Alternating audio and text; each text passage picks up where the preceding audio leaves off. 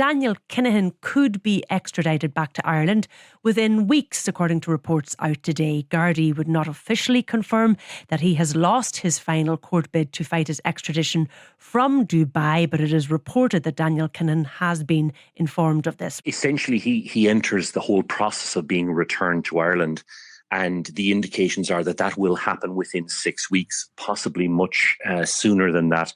And he had vigorously contested his extradition from the United Arab Emirates to Ireland, but this was his last port of appeal. So having lost that now, the whole extradition process commences. And we expect it to take very much the same form as that of Sean McGovern, who was returned to Ireland in May 2025, also from Dubai in the United Arab Emirates. And in that particular case, what happened was an Air Corcasa plane made its way to Dubai and brought Sean McGovern back directly to Ireland to face court proceedings. He was arrested in Dubai on the 17th of April and he's been detained there since then. Does that detention continue and in the same prison until that extradition takes place? Yes, it certainly will, and it's in quite high security.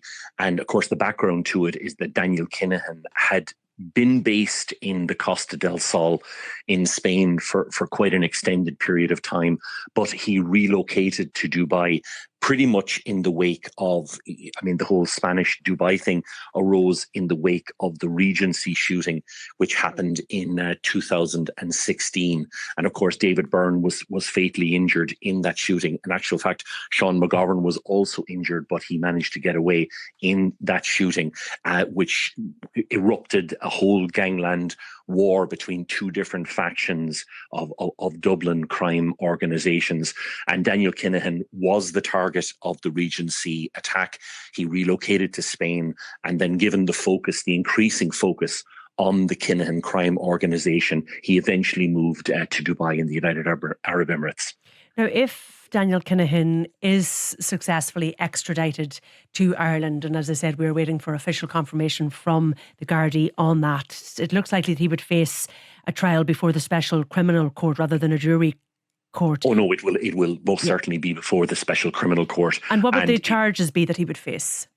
Well, they'll certainly be, I would say, under the Criminal Justice Act, and it would probably involve various charges in respect of organised criminal activity. I mean, if you look at Sean McGovern, I think there was one charge under Section 72 of the Act about in terms of directing criminal activity and being a member of an organised criminal group. We would expect that it will be those type of charges. Obviously, any trial will take place in very, very high security. Portlaoise will certainly be the remand prison. If Daniel Kinahan is flown back, he will almost certainly be kept in Portlaoise, which of course has a long record of experience of dealing with high security cases, whether they be paramilitaries or whether they be organised criminal elements. Pat Leahy, I suppose how important is this extradition in the Garda's long-running investigation into the Kinahan organised crime group? Well, it's really important, Ciara, but not only for An Garda Siochana, but for the people of Ireland, and particularly those that have been directly affected through victimisation in relation to this. And it's, for me, the feedback from the original arrest prompted conversations all over the country. So there was a national interest in this. So I think people will be watching it closely. And they'll all have their own views on what should happen in the end. But look, from our perspective, this is a process. It's part of a process. And we have to continue with that process now. So the guards are absolutely right. It remains in another jurisdiction at the moment. And only when he arrives home will it become ours again. And he has to be charged. The investigation is over now. And a lot of members of the public wouldn't understand that, is that the investigation is finished. This is about charging him and taking him to trial.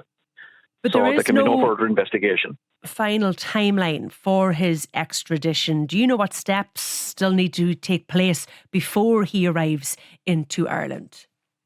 Well, look, they'll be very security conscious, Ciara, and they'll already be discussing this. They've been over this ground many times before, so it's not going to faze them. And I imagine that, as described earlier, the Defence Forces will be involved in relation to this, but they will be very security conscious, because They're affiliated with international organisations now all over the world, criminal organisations. So that will be taken into consideration, because it may not be something, if there was going to be a criminal intervention, it could happen at any stage of the process on the way home, and the guards and the defence forces will be very, very clued in to that. So I would expect that it will come back, and we'll all wake up some morning and we'll be told they have landed. But I don't think there'll be any information that will come out in advance. However, having said that, we know now in the current environment that we don't control the information anymore. Information can come in through multiple sources. So they'll be very careful in who they communicate with and who knows the details of what's happening. Okay, and it is worth reminding listeners this morning that Daniel Kinahan hasn't been officially charged here. He certainly hasn't been convicted yet, and until that point, he would enjoy the presumption of innocence. Absolutely. Absolutely. And the guards and the court system will be very, very aware of that. And that will be protected all the way through it. And we're assuming now at this stage, based on the DPP issuing the charges in relation to this, that the investigation has been broad and deep, and the DPP's office were satisfied that there was enough evidence there to charge and proceed with a trial. So look, we have to accept that, and everybody in this process, bar the judicial system now, they'll look at this with cold, clean eyes, and they'll bring the result that looks fair and on the day at the end of the process. So look, we'll all have to wait and see now how that progresses. Several senior Kinahan gang members have already been convicted. How would this case, I suppose, fit into the wider effort to try and dismantle the organisation, Pat? This is huge, Ciara. This is probably one of the biggest trials that we'll have seen, possibly in the history of the state, because it has been such an attack on the state of Ireland, on the country. And when you look at the 18 people that have been murdered as a consequence of this feud, and the size of the organisation that was behind this, it's enormous. So there are so many strings to this bow that it probably will be one of the biggest trials, I would imagine, that we've seen, and certainly the interest in it is going to be phenomenal, not only here in Ireland but abroad as well, because the implications not only for the Kinahan cartel but other cartels, will be part of this. This is going to have huge ramifications across the criminal world as well.